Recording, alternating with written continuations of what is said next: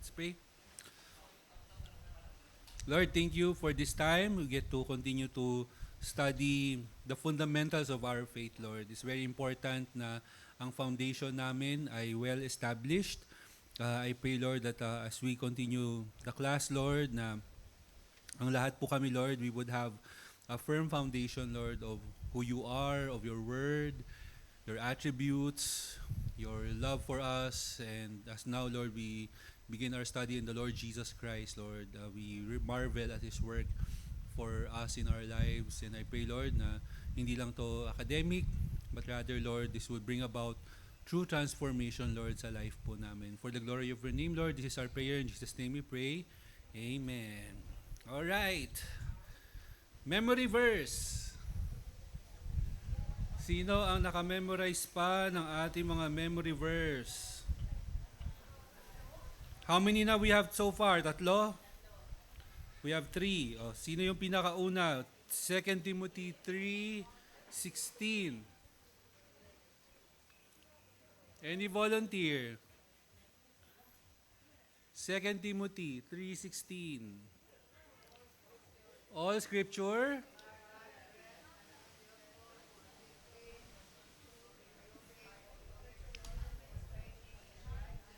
in righteousness. Okay?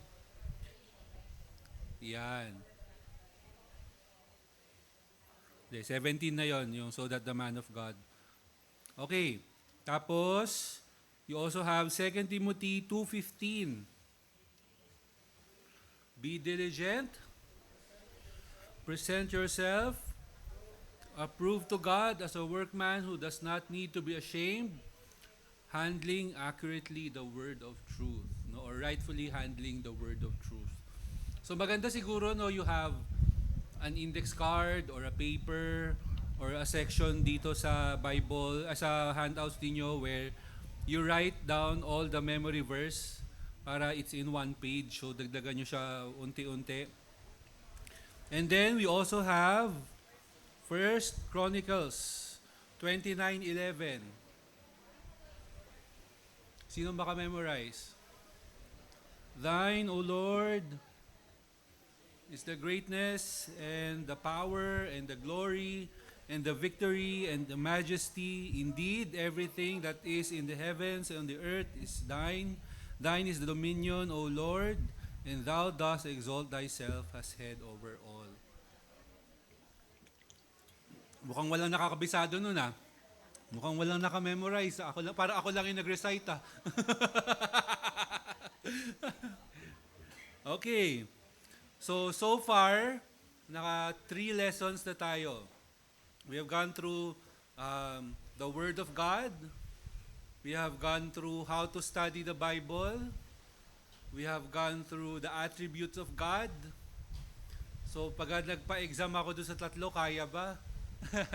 No, kabisado mo ba ang books of the Bible? Yes. Yan, no, tuloy-tuloy. Baka one of these days, biglang mag-surprise ako ulit ng books of the Bible. So, kailangan every week inaaral nyo yan, ha? Every week. Kailangan ma-ingrain yan. Alam mo yung pagkaka-memorize mo, hindi mo na siya makakalimutan. No? So, ganun palagi. Okay? Pero sa ngayon, sige, wag muna tayo mag-quiz. Para sa, makapahinga naman kayo, kaka-quiz lang natin last Sunday. Ay, last time, not last Sunday. Okay, so now we'll move to lesson 4. Lesson 4, that's in page 29.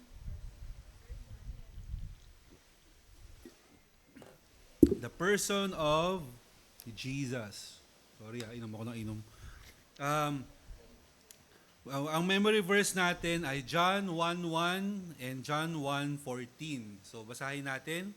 In the beginning was the Word, and the Word was with God, and the Word was God.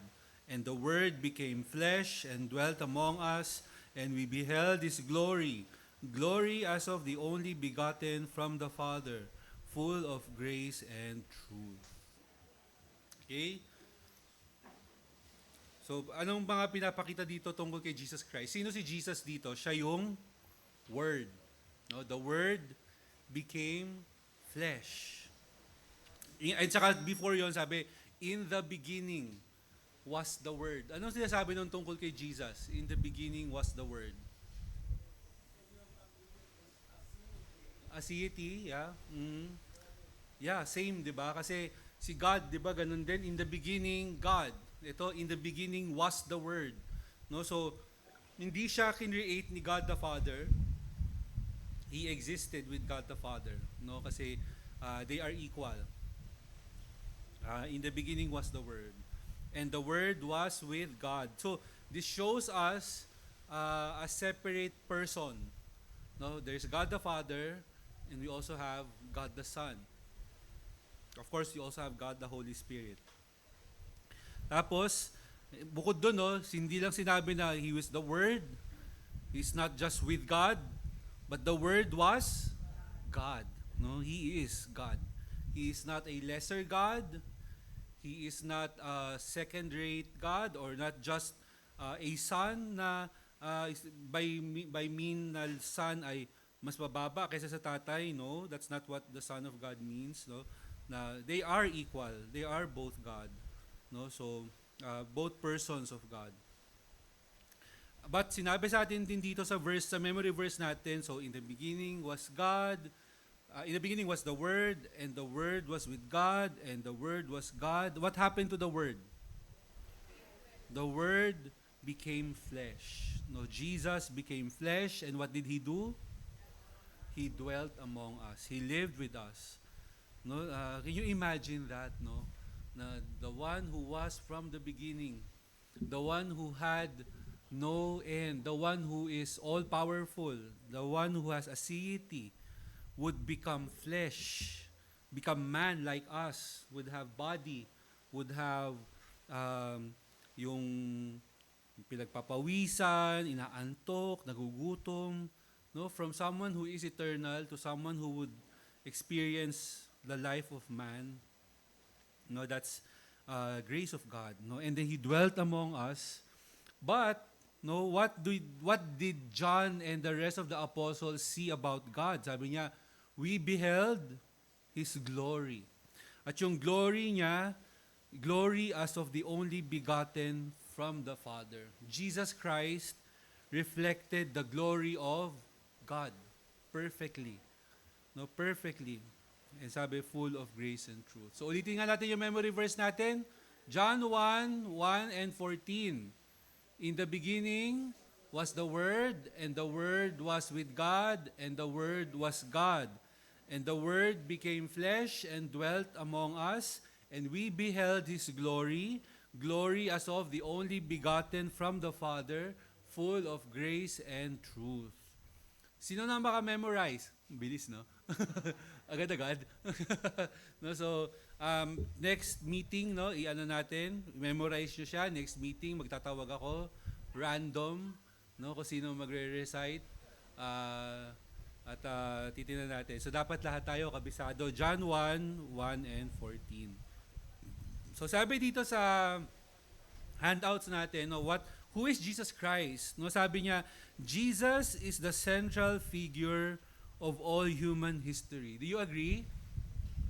Jesus is the central figure of all human history. Yes. No, bakit?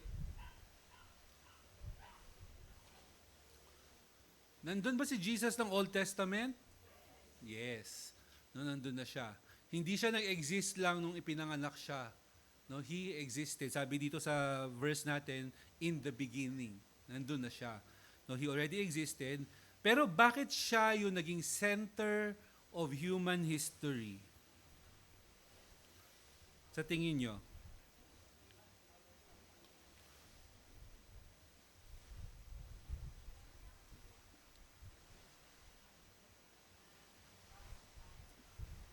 Bakit si Jesus ang center of human history? Yan. Genesis 3:15. 3:15 na siya yung promised seed that will save us from our sin. So all of history, from the time Adam and Eve fell into sin, all of history is unfolding how Jesus Christ would be born. And even after He was born, all of history still revolves around the Lord Jesus Christ because one day Jesus Christ will return, no? And lahat tayo yun ang hinihintay, the consummation, no, of the return of the Lord Jesus Christ. So sabi dito sa continue natin sa handouts natin, there has never been anyone like him. No, may naisip na ba kayo katulad ni Jesus? Wala. Birth pa lang niya, wala ka nang maisip na kapareho. Virgin birth, 'di ba? Well, ha? Yes, no? He is intrinsically holy. So wala talaga siyang katulad na tao. There's no one we can compare to him. He is regarded as a great teacher, a religious leader, a prophet, the Son of God, and even God Himself. Paano yan? Meron nag-claim dito sa atin na Son of God daw siya. Or the appointed Son of God. False prophet. Nakulong, no? Nakulong. Nasabihin niya, ay, persecution yun. No? So, hindi. No? Kasi nakulong siya because of sin. No? Hindi kagaya ni Jesus na who was tried even though He was sinless. So, there's no one, no? Wala kang maiisip sa history. Maraming dumaan ng mga great teachers, mga philosophers, mga great man na, alam mo yun, may mga na-contribute naman sa society, but no one, you will find no one that compares to the Lord Jesus Christ. I think siya lang, siya lang naman talaga, ang nakapag-claim, ang nakapag-prophesy, ang nakapag-promise na natupad lahat ng promise niya. At siya din ang fulfillment of all the Old Testament prophecies. No, wala ka na makahanap na ibang taong ganyan. That's why Jesus is the center of human history. Okay, sabi dito, the claims He made as well as all those that others have made about Him have propelled Him into the center of endless controversies throughout man's history. No, totoo din, 'di ba? Na most controversial. So sabi dito, wars have been fought about Him. Countries have divided over Him. Masses of His followers have given their lives for Him. So we ask, no, who is this man called Jesus? Alam ko sa inyo, karamihan sa atin kilala na si Jesus, pero maganda na ma-establish, no, ano yung pagkakakilala natin sa kanya, mas maging matibay. Maganda nga yung tanong ni Pontius Pilate, no, sabi niya dito sa Matthew 27:22. Then what shall I do with Jesus who is called the Christ? No, and lahat tayo, we have that question, no? What shall we do with Jesus?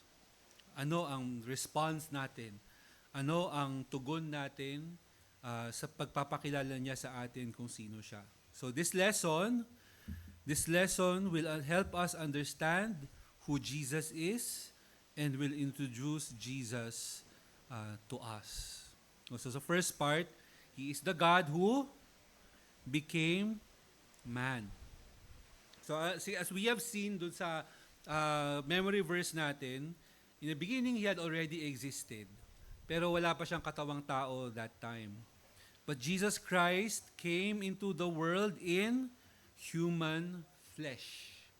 As in the flesh that we have. Bakit? For what purpose? Anyone? Why did Jesus come to earth as a man?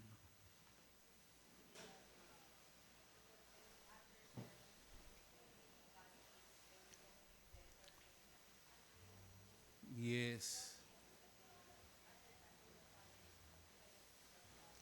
Yes. No, so that's one. Jesus came into the earth so that through Him, by seeing Him, by knowing Him, by understanding Him, we also see God. No, pag makilala natin si Jesus, sabi niya, we see God. Bakit? Sabi doon sa John 1:14, we beheld His glory as of the only begotten from the Father. Jesus Christ perfectly reflects the glory of God. That's why if we know Christ, we know God. But coming into the world as a man, Jesus had to do something. Sabi dito sa outline natin, He voluntarily set aside the independent use of His divine attributes. Hindi nawala, hindi natanggal, but He voluntarily set it aside. So hindi niya ginamit. And took on the form of man. So in every way, He is fully man. And in every way, except that He was without sin. So question sa inyo, is Jesus partially God and fully man? Fully God, fully man. No, hindi rin siya fully God and partially man. No, Jesus is fully God and fully man. Magugulat kasi kayo, maraming ibang religion, yun ang position nila. No, Jesus is not fully man. Or Jesus, spirit lang siya na nagpossess sa isang tao.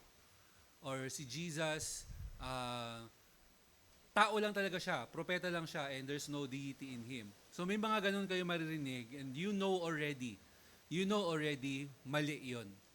No? Diba, we have this sa mga like-minded churches natin, na there are times we have different perspectives and interpretation on other doctrine. For example, sa mga kapatid natin na charismatic, no, they still believe, some of them still believe in speaking of tongues, some of them believe in the prophetic gifts. We also have, for example, mga kapatid natin who believe in egalitarianism, na where they have women pastors. For example, Living Word. Di ba? Living Word as women pastors. We also have different churches na iba ang view on eschatology. For example, tayo, pre-trib, pre-mill. May mga kapatid tayo na amil, sabihin, we are already in the millennial kingdom. May mga kapatid tayo na post-mill, ibig sabihin, post-millennial, ibig sabihin, we are building towards the millennial kingdom. Dito sa itong current world na to, magiging perfect. Ba't nagka-eschatology ako, no? Magiging perfect pa siya. So, what my point is, may mga iba-ibang position that we can hold on sa mga kapatid natin na magkakaiba tayo, and it's okay. It's okay. We're still united. We're still brothers and sisters. Hindi tayo kailangan magpatayan because mali ang mga pagkakapaniwala natin sa ibang mga bagay. But, when it comes to the deity of the Lord Jesus Christ, when it comes to Him being fully God, fully man, and the only way to salvation, dun tayo talaga will take a stand and the dividing line. Kung meron tayong mga kakilala na mag-claim na Christian, pero they don't believe that Jesus is the only way to God, hindi natin kasama sa faith yun. If they add works, if they add, for example, some would add baptism para ma-save. No, hindi natin kapareho yon. May magsasabi na, okay, Jesus, pero we have works. Hindi rin pwede yon. Dito will take our dividing stand. Kapag hindi pareho ang paniniwala that Jesus is fully man, fully God, and is the only Savior, then they are of a different faith. We consider them unbelievers. Okay? So, that's why this foundation is very important. No? For us to be able to know, sino ba talaga ang kapatid natin? Sino ba yung hindi natin kailangan awayin pero minsan inaaway natin kasi kaiba natin ang stand? Ma-realize natin, ay, hindi pala kailangan of course, there's room for good discussion. There's like ginagawa ni John MacArthur at saka ni R.C. Sproul at saka ni John Piper. They don't see eye to eye in every doctrine. No, may mga pagkakaiba sila. But when it comes to the Lord Jesus Christ, as solid as a rock ang bond nila dyan. No, so that's why they're able to join together in conferences, in speaking.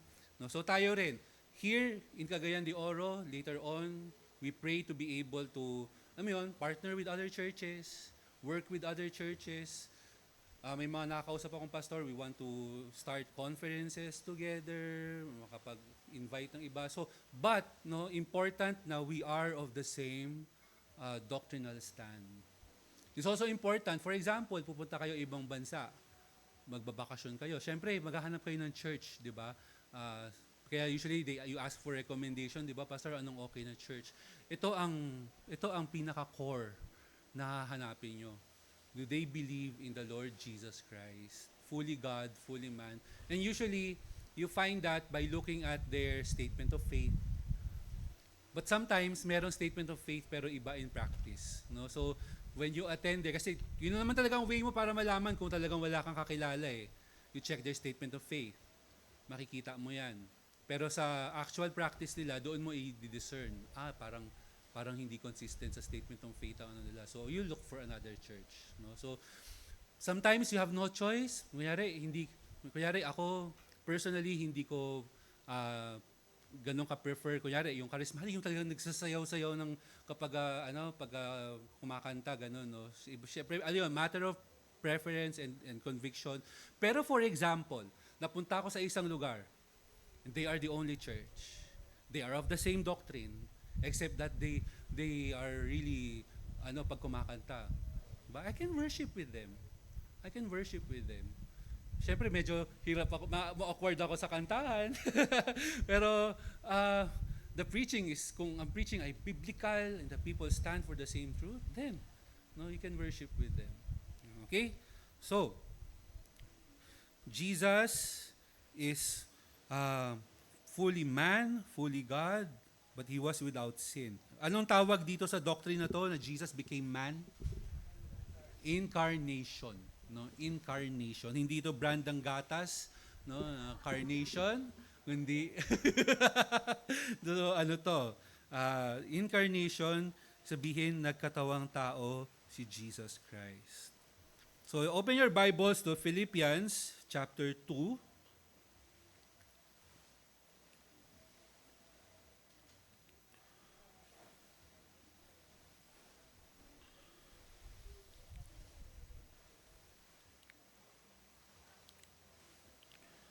Philippians chapter 2 verse 6. Sabi dito, who although He existed in the form of God, did not regard equality with God a thing to be grasped. What did this verse tell us about Jesus Christ? His humility. No, what did He do? Ano muna yung kalagayan ni Jesus before He was born? What was Jesus? Ano yung kalagayan ni Jesus before He was born? He existed in the form of God. He is God. No, He existed in the form of God. But when He was born and He became man, ano yung hindi Niya ginawa? Did not regard equality with God a thing to be grasped. Meaning, He did not yung parang yung binasa natin kanina, He set aside His divine attributes, even His aseity, He set it aside because He was dependent on the Holy Spirit in His ministry here on earth. No? So, Jesus Christ set aside, diba, siya? Omniscient siya, He can control,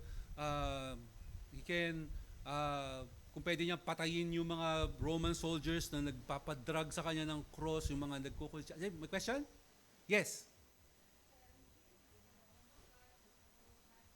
Yes.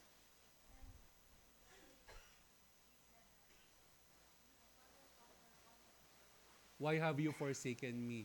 Yun yung time kasi na Jesus took on the sin of man upon Himself. They are two different persons. One God, but they are three persons. Father, Son, and Holy Spirit. They exist co-equally as God. So yun, no? So they are all one God, but three persons. Father, Son, Spirit. And silang tatlo, equal sila, but they have roles assigned to each other. So the Son, His role is part of it submitting to the Father. Submitting to the will of the Father. Kaya sabi niya, I do nothing out of my own will, but only the will of God. Nung nag-pray si Jesus sa Gethsemane, He asked the Lord, Lord, if this cup may pass from me, but not my will, your will be done. But that is not done because Jesus was lower than God the Father. That is done because it is their role assigned to each other that He is to submit to God the Father. No, so yun yung ano. Nasagot ba or ha?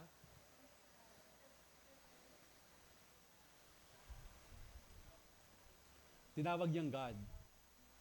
Yes, yes. No, so tama naman. No, he really calls the Father God. No, God the Father. So, and there's nothing, it doesn't make him lesser of a God. No, Jesus is also God. No, equal sila.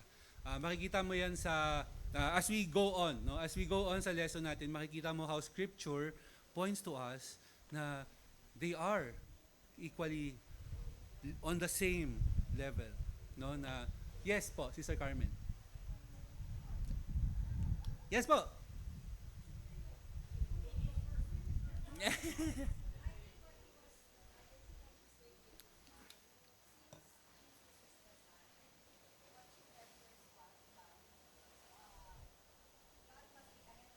Ah, okay. Yes. Yes, equal sila because they were both there in the beginning. Mm. Yes, sa role, no. Merong Brother Jesse, yes po.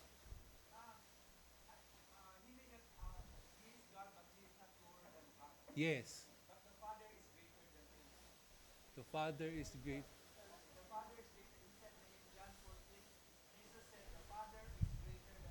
Mm, mm.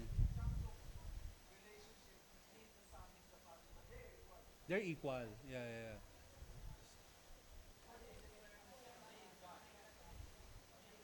Yeah. Yeah, as a man, no, as a man. Mm-mm. Yes. Yeah, no. So this is something na we would understand na it's very hard to reconcile and grasp pagka pinagtabla-tabla mo lahat. Pero that is a reality that we um, the scripture declares. And there are ganito yung stand natin when we are studying scriptures. Ito yung malinaw na sinasabi ng Word of God that God, the Father, Son, Holy Spirit are equal and one God. There would be text na parang mapapaisip ka. Parang bakit ganun? Parang higher si God the Father, lower si God the Son. Pero ang kailangan makorek doon ay yung understanding natin of the text rather than yung doctrine of the Trinity and the equality of God the Father and God the Son. No, so there are times kailangan lang maintindihan ko ng tama kung ano ba talaga yung ibig sabihin ng part na to ng scripture for me to understand, okay, equal pa rin sila. Just in this time, for example, Jesus is speaking as the Son in the flesh, yung mga ganon. No? So, we have to understand it that way. Because dito, di ba sabi sa Philippians chapter 2, sa John 1:1, dito pinapakita equal sila eh. Sa Philippians 2:6, He existed in the form of God. No, so it's clear no na He is God. But in Philippians 2:7, anong nakita natin na ginawa ni Jesus? He emptied himself, taking the form of a bondservant and being made in the likeness of men. Emptied himself, meaning he existed in the form of God. Hindi niya yun ginamit, hindi nawala yun, no? Hindi ibig sabihin na hindi na siya Diyos. But he set it aside and took the form of a bondservant. A bondservant in the likeness of men. Okay? So tingnan natin, Jesus, as He was growing as a man, ano yung, paano? Pinanganak ba siya automatic? Malaki na siya? Pinanganak ba siya? He became man, 33 years old na siya? No. No? Dumaan siya sa stage ng pagiging baby. dumaan siya sa stage na umiiyak siya for milk. Imagine nyo, no? Dumadaan siya sa stage na, of course, he has to submit to the authority uh, of of Joseph and Mary, his parents. No, he has to be a good child. So tingnan natin sa Luke chapter 2 verse 40 at saka verse 52.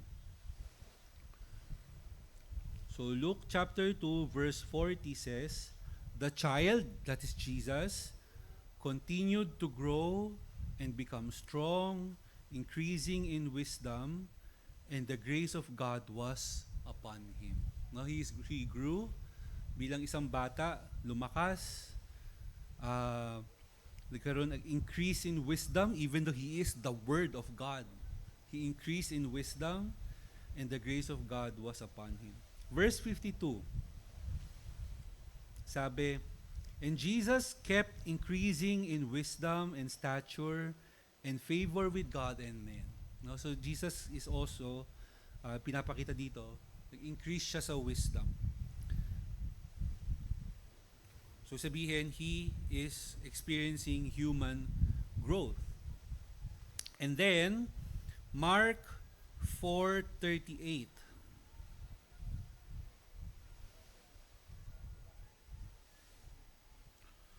Mark 4:38, sabi, Jesus himself was in the stern, asleep on the cushion, and they woke him and said to him, "Teacher, do you not care that we are perishing?" Ano yung makita natin dito kay Jesus in response to his tiredness? Tutulog siya. No? Bilang tao, pagod siya. Just before this, dami niyang tinuro ng mga parable, no? Sa mga tao. I think ito yung marami siyang pinagaling. Pumili siya ng disciples. Nagturo siya. After that long day, pagod siya. Tulog siya. No, hindi siya yung klase, yung hindi siya naging tao na hindi siya nakakaramdam ng pagod, no? He becomes tired, he needs sleep. He also feels hunger, no? So tingnan natin. Ayan, sa Luke chapter 4 verse 2. In response to hunger, sabi dito, yung sa temptation ni Jesus to, no? For 40 days being tempted by the devil, and ate nothing during those days, and when they had ended, he became hungry. So nagugutom si Jesus Christ nung siya ay tao.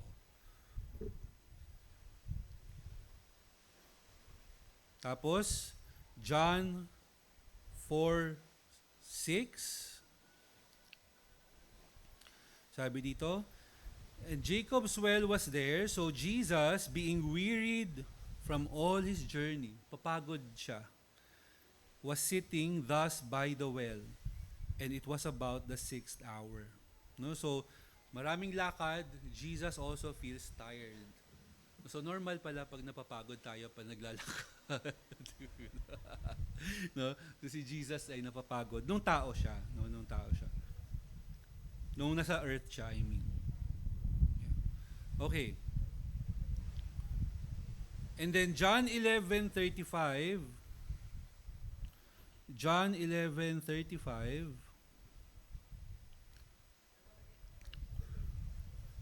Jesus wept. No, the shortest verse, 'di ba? Jesus wept. Bakit siya umiyak? Yeah, namatay si Lazarus, 'di ba? Friend niya. So he felt grief, he felt compassion. Also actually felt compassion for the people around him who don't understand who he is. No? So, yan yung mga reason ko bakit umiyak si Jesus.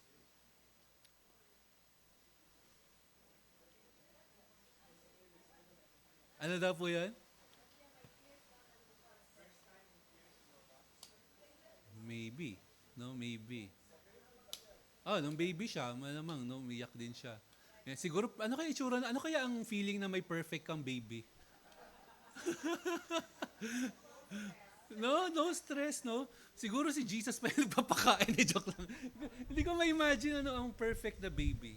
Kahit panganak pa lang ang baby sa atin, syempre, sinner na, di ba? Selfish, na hindi ka makatulog kasi iyak siya ng iyak hanggat di makuha yung gusto. Ano kaya yung perfect na baby, no? I could not imagine. Not imagine. What an experience for Mary. Kaso kawawa yung mga kapatid ni Jesus. Kasi may comparison. Si Jesus hindi ganyan, nung baby, ikaw ba't ka ganyan? No, so we can only imagine that, no? So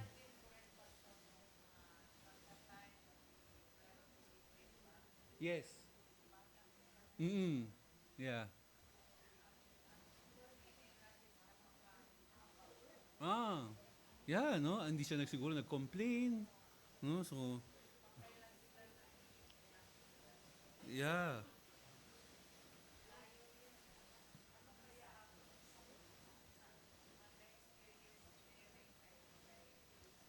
Mm. Interesting, no? Yung mga question na yon kasi doon mo makikita na talagang nasa curse tayo ng sin na hindi natin ma-imagine ang isang perfect na baby, ang perfect na bata. Hindi mo ma-imagine kasi never nating naranasan yun.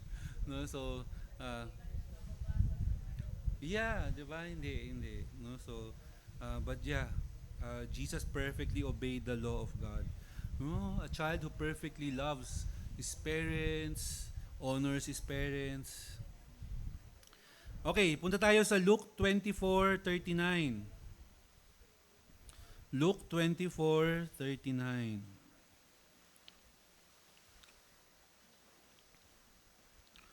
Sabi dito, see my hands, my feet, that it is I myself. Touch me and see, for a spirit does not have flesh and bones, as you have seen that I have. Kailan ito sinabi ni Jesus? After resurrection. So after ba ni Jesus mamatay, bayaran ng kasalanan, tinanggal na ba niya yung form ng tao at naging form of God? No. He remained as man, even until now. Kasi yan yung form niya nung siya ay na-resurrect. Yan yung form na nakita ng mga disciples when He ascended into heaven. And then the angel said, you will see Him as He is when He descends. Jesus remains as man. Yes. Yan yung, di ba si Thomas nagda-doubt? Tapos pinakita, oh Thomas, tingnan mo, ito yung sugat ko, ito yung yung pinagpakuan ko. Tingnan mo ako, flesh and bones. No, tao ako. Naging tao siya. No, tagang may flesh pa rin siya. And Jesus, ito yung body, ito yung hope natin. No? The reason why Jesus did not remove His body nung siya ay na-resurrect is looking forward to our glorified body. And apparently, at least based kay Jesus Christ, kung ano yung itsura niya before siya mamatay, yun din yung itsura niya nung na-resurrect siya. Nakilala siya, may mga iba din, nahirapan siyang kilalanin nung iba eh. No? Di ba hindi siya nakilala ni Mary, di ba? Yung mga disciples going to Emmaus, hindi rin siya nakilala except after siya magsalita. Si Thomas, kahit nakita niya si Jesus, hindi pa rin niya nakilala except nung pinakita ni Jesus yung kanyang sugat. So there might be a bit of difference in this. Oo, kasi glorified body na to. So maybe there's a bit of difference sa itsura ni Jesus nung siya ay na-resurrect na, but still bodily flesh, no, but glorified. No, so yan ang hope ko na pag glorified body ko na payat na ako at may abs na ako. At hindi, Pastor, ikaw ba yan? Ako to. Ako to. Maniwala ka. Tinuod. So, naniwang na ako sa wakas dito sa heaven. Okay, so, well, I hope the Lord answers that prayer. Ayan. So that is the reason why Jesus did not take off that form of man, so that ito yung hope natin that we will also have that resurrected body. a resurrected body just like the Lord Jesus Christ. Grabe, no? So, there's so much to learn. We have exhausted 1 hour already just in the first section ng study natin. So, we will continue this next week. Next week. Okay?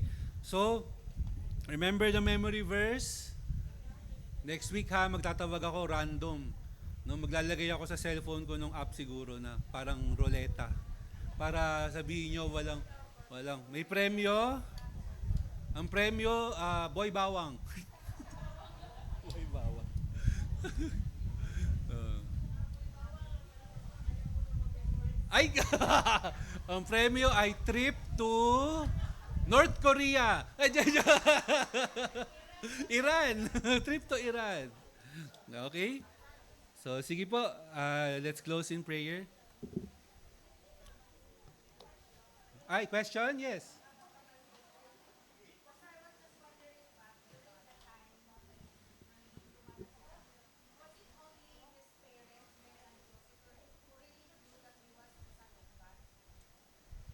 At that time, alam nila Elizabeth, alam ni John the Baptist, oo, mga kamag-anak.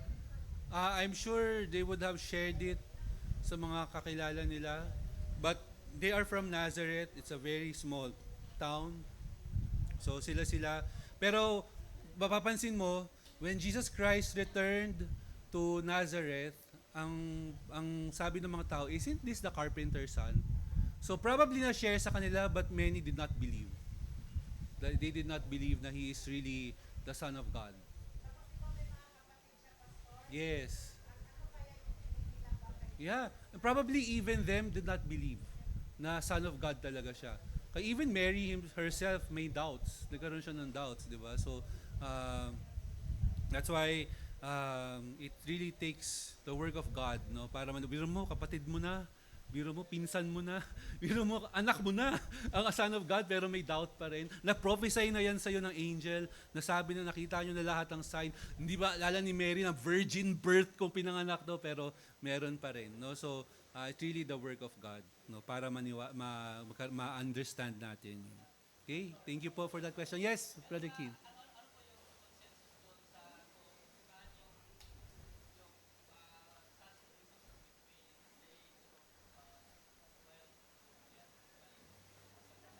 12 to 30? 33? Kung nasaan siya? Mm. Well, yung based dito sa Luke 2, sa binasa natin sa Luke chapter 2, diba? He continued to grow in wisdom. He's probably working with his father as a carpenter, as a construction kasi yun ang pagkakilala sa kanya ng mga tao no, na he was a son of Joseph. Architect siya, yes. Yung pag sinabing carpenter dito, hindi siya pareho sa atin. Hindi pareho sa atin na ano man tawag natin, panday, hindi lang gano'n, no? Kundi parang contractor, parang gano'n level, no? Mason pa nga actually ang tamang term. Kasi ang houses during their time is made of stone, not made of wood, 'di ba? So masonry works ang niya. Ang bubong lang naman nila ang gawa sa wood, no? So, kahit ngayon po ba? O, 'di ba? So, maganda na pag nakapunta, no? Mas nakita ninyo yung actual doon. Punta tayo. Kailangan mataas ang stamina ko muna. Para, Yun ang price. Go to the promised land. Trip to Jerusalem. I-approve lang yung trip pero kanya-kanyang gastos. So,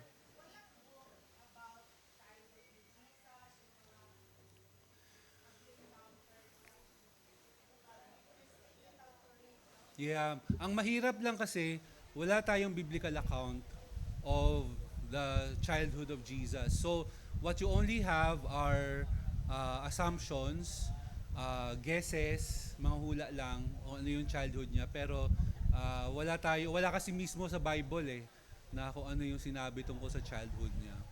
So, pero one would assume he grew up as a Jew. So, ang mga Jew na bata, they are educated in the synagogues, in the temple. So they grew up memorizing the Torah, the Pentateuch, yung education system nila. So probably, tapos as children, as early as 13 years old, nag-work na yung mga bata. Yung iba nga kinakasal na, di ba? Si Mary tsaka si Joseph, di ba? 13 years old nung kinasal sila. No? So, yes, 13. 13 or 13 or 12, mga ganyan. Bata pa. No, so, ma-comfort yung mga kinasal ng bata. Pero, yan ang culture nila. No, yan ang culture nila. Yes. Yes, yes, yes. Okay lang.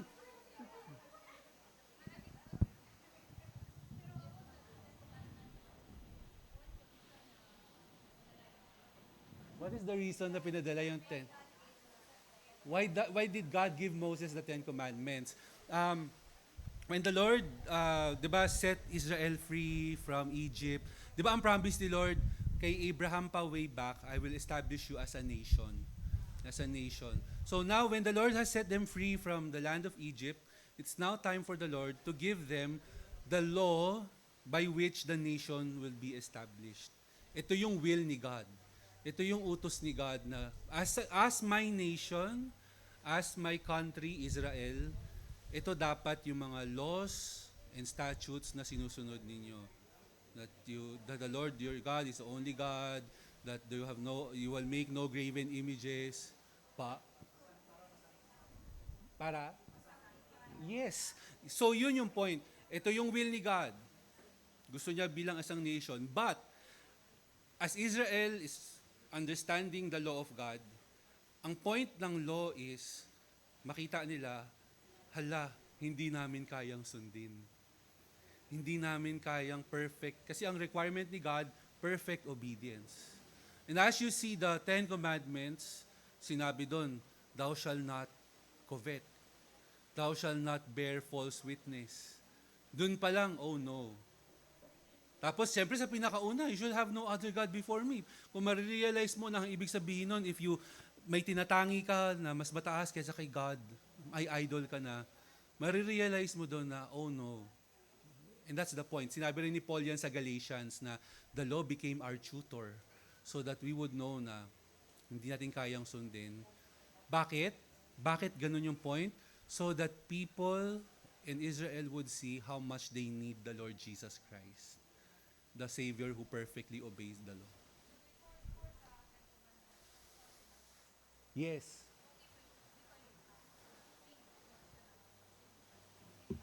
Yung alin yung? Before sa Ten Commandments, yung mga, kunyari, before the Ten Commandments was given, may pumatay. Yun ba ibig sabihin? Kasalanan na ba yun? Kasalanan na yun. No? The law of God has remained the same. It has always been true. Ibinigay lang niya yung Ten Commandments nung in-establish niya yung Israel para alam nila kung ano yung commandment. Pero right from the beginning, di ba, dun pa lang kay Adam and Eve na, you shall have no other God. Cain and Abel, pumatay. Kasalanan na yon nung time na yon. Kasi that has already been a law established by God in His morality and in His perfection. Anything that is against His character is against His law. No? Binigay lang niya sa Israel to para formally alam nila, ito pala talaga, ito pala talaga. No? So, but anything that violates the will of God, the commandment of God, whether it was done before the law was given, yung Ten Commandments, it's already sin. No? So, walang excuse si Abraham na marami siyang asawa. Sabi niya, before that, wala pang law nito. No. Kasalanan na rin yun. So, okay? Thank you for those questions. No? Kailangan natin yan. Maganda yan para na kung may mga questions kayo, just ask. No? We will not call any questions stupid questions. Wala tayong ganun. Every question is important, no, na malinaw sa atin. Okay? Yes po. Yes.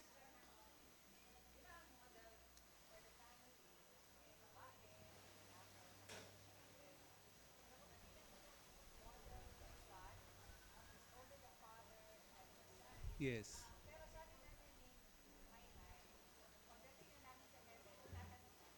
Ah. Ah. Yeah.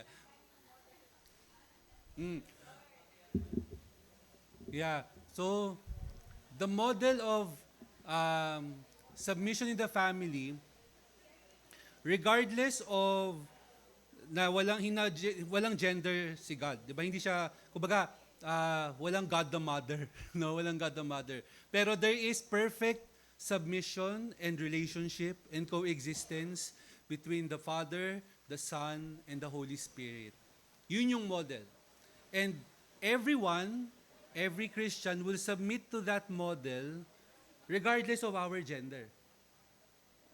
Wife, husband, your relationship with each other is modeled after the submission of Christ to God and of course Christ to the church, 'di ba yun yung pinaka-example, Christ to the church.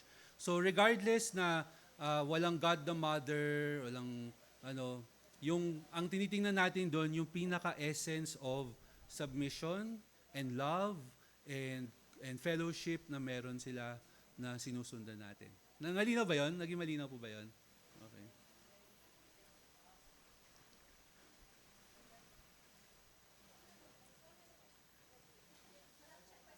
Yes, go lang.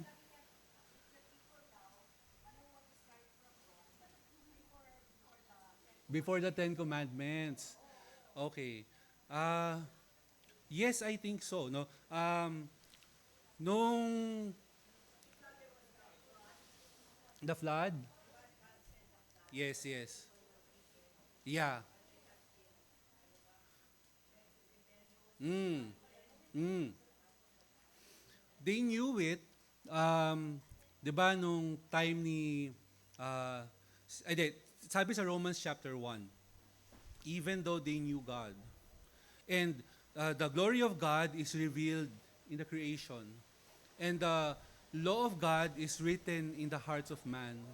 That's why there's a conscience. But even though they knew God, sabi do sa Romans chapter 1, they exchanged the glory of God for the incorruptible. No, they suppress the truth in ungodliness and in unrighteousness.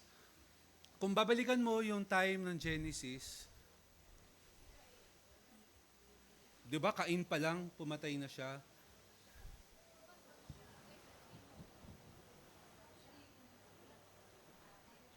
How did they, paano sila dumami? Yeah, hindi lang si Cain tsaka si Abel yung anak ni Adam and Eve. No, they have other children, pero ang binanggit lang sa record si Adam and Eve. Oh, si Seth nandun din. So yeah, yes, they still had children after that and they married. So doon during that time, no, magkakapatid sila. Tapos matagal ang age, 'di ba? Yes. Oh, yes.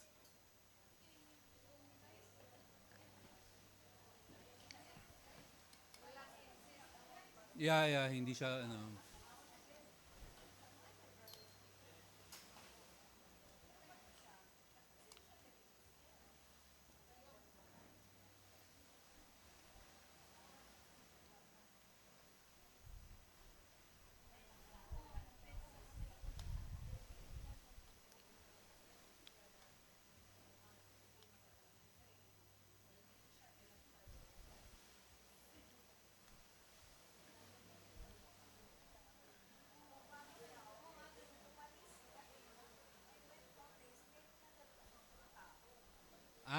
Yeah, kasi sabay-sabay sila.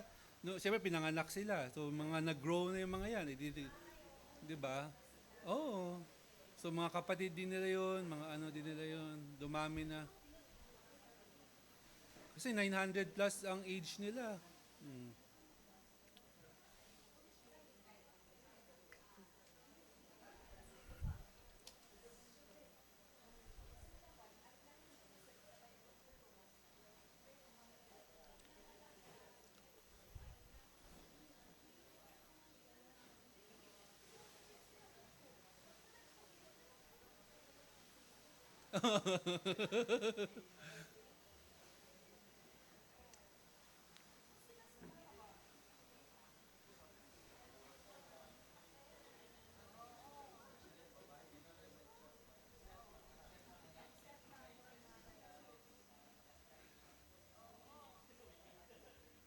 Yan, wonderful, no? Maganda yung mga ganyang questions. Maganda yan, maganda.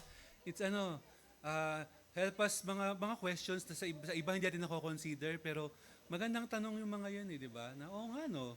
Paano dumami yung tao kung Adam and Eve, kung si Cain at Abel lang, no? So, oh, oo, first yan, si Cain, si Abel, tapos may mga iba pa yan na anak, no? So, para dumami sila.